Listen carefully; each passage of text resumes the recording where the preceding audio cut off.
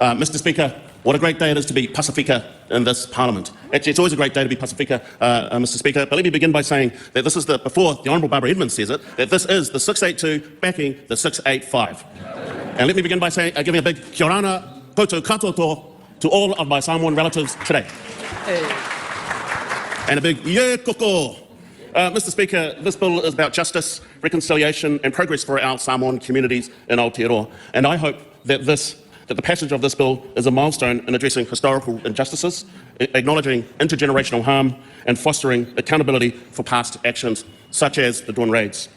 But it's also about community involvement and the broader importance of strengthening relationships between Aotearoa and our Pacific neighbours, while also promoting unity in our pursuit for justice for our communities. Mr. Speaker, this bill is a significant step for Pasifika justice here in Aotearoa and around the Pacific.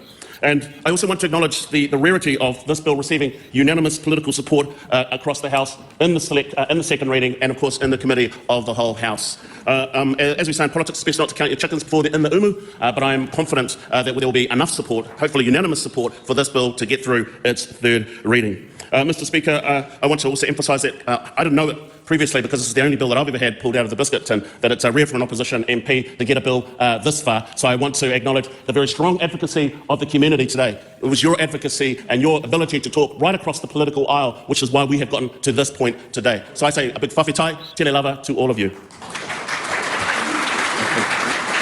Mr. Speaker, often people ask me why the reasons for me putting this bill in the biscuit tin, and there are a number. As a first-term MP, you try to put something together to put into the biscuit tin, and in the last parliamentary term, we were working on the Dawn raids apology, an incredibly heavy and painful subject for our peoples. And as I was doing that, Samoans my age were reaching out to me going, well, while you're doing this, there's actually all these other issues, and in particular, this very specific issue for our communities that we want you to address.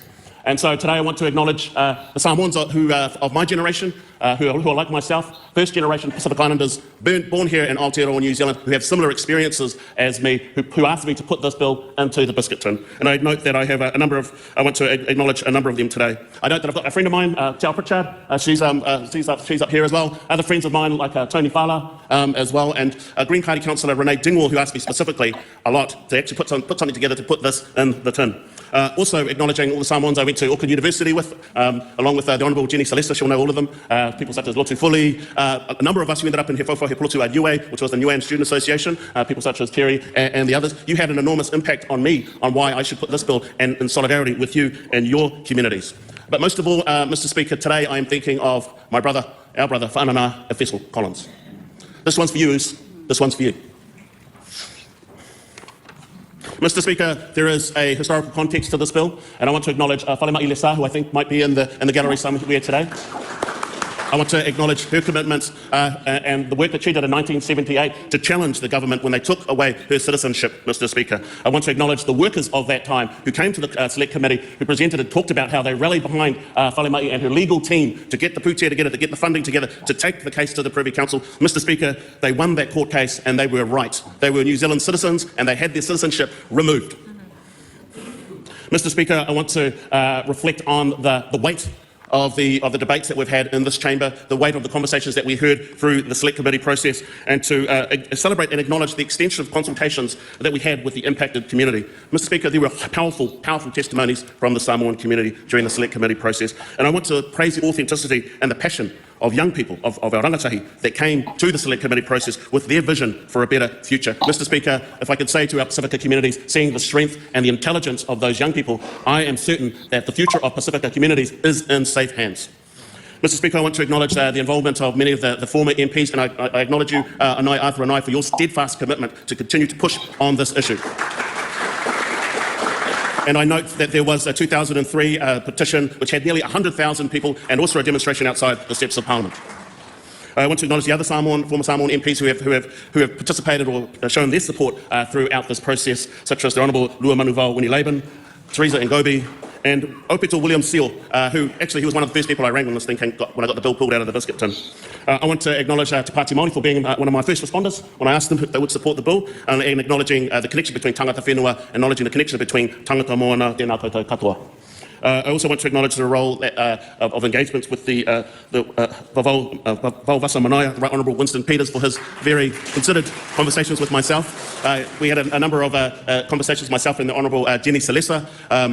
1982, I was just a kid, so having the experience of yourself, of the Right Honourable Deputy Prime Minister, Mr Speaker, was valuable in trying to find a way to navigate a way forward in this regard. Mr Speaker, Lemonga Lydia Sosende messaged me this morning, and I know that if she could have been, she would have been here. If she could have been, she would have been here. Sunga sister, I know that you are probably listening today. This bill is also for you. This bill is also acknowledging the work that you have done in the Select Committee and in your communities to get people to move forward as well. I would like to acknowledge the Yak Party, who also, during the first reading, surprised the nation, I think, with their support. So, Dr. Punchy Palmer, I'd like to recognise your contribution and the contribution of the Yak Party. The Select Committee process, Mr Speaker, was amicable, I think, and I'd like to acknowledge the Cameron Brewer, Tim Costley and Tom Rutherford for their work behind the scenes, trying to wrangle their lot to get this over the line in a way that suits and benefits them. And, of course, Andy Foster, whose amendment paper got up and mine too didn't. So congratulations to him for making sure that those amendment papers got over as well. Mr Speaker, before I end, the thing is with these types of things as members of Parliament, we get up and we talk and everybody thinks that it's all about us, but actually the real heroes are the staff, the real heroes are the workers. And so I'd like to acknowledge the staff that have helped to support me, our Chief of Staffs, our Directors, our Comm staff, but I want to acknowledge Samu Telefoni, who is here today, Mr Speaker. When I started this with Samu. I'm an Achuan, he is a Tongan, so you had an Achuan and a Tongan supporting our Samoan family. I would also like to acknowledge Liara Koika Stevens, who has been doing a lot of the heavy lifting behind the scenes, making sure that I'm organised along with Samu as well, and the massive amounts of support that we've had from many of our young Māori and Pacific staff, Mr Speaker, Jackie, Poppy, Tamahina and Sean, and all of our Green Party staff, Mr Speaker.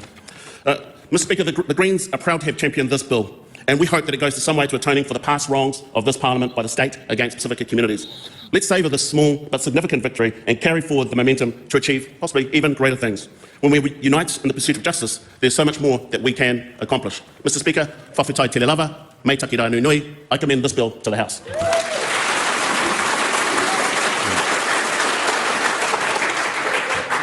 The question. So, first speech of third reading. Feels very big positive fanfare. Yeah, it's a shame that Efeso didn't live long enough to see this come to pass. Yeah, a lot of Samoan people that moved over here back in the early 1900s, they came here for work. And then during the economic crisis of the 1970s, a lot of them were just thrown under the bus. It's absolutely horrible the way how the government has treated Pacifica people, especially with the Dawn raids. So I'm glad to see that citizenship is being restored. It shouldn't have gone away in the first place. Look at us. No. How big's a biscuit tin? Must be a big one. Well, the bill is, yeah. I mean, it was one of the few that got pulled out that is quite, that's an opposition bill that's gone through all three stages. Well, it's now will become law. Yeah. So, what's your opinions? They need more citizenship, they do. Bring it all back to them. They deserve it. Yeah. I'm still trying to figure out what the 625 to the 628 is, because to me it feels like telephone numbers. It does. Yeah. Yeah, the 625 is Hillsborough, Mount Roskill, Royal Oak and Free Kings area of Auckland, but I've not found where the 628 is. It's like it may not be an available exchange. May not be.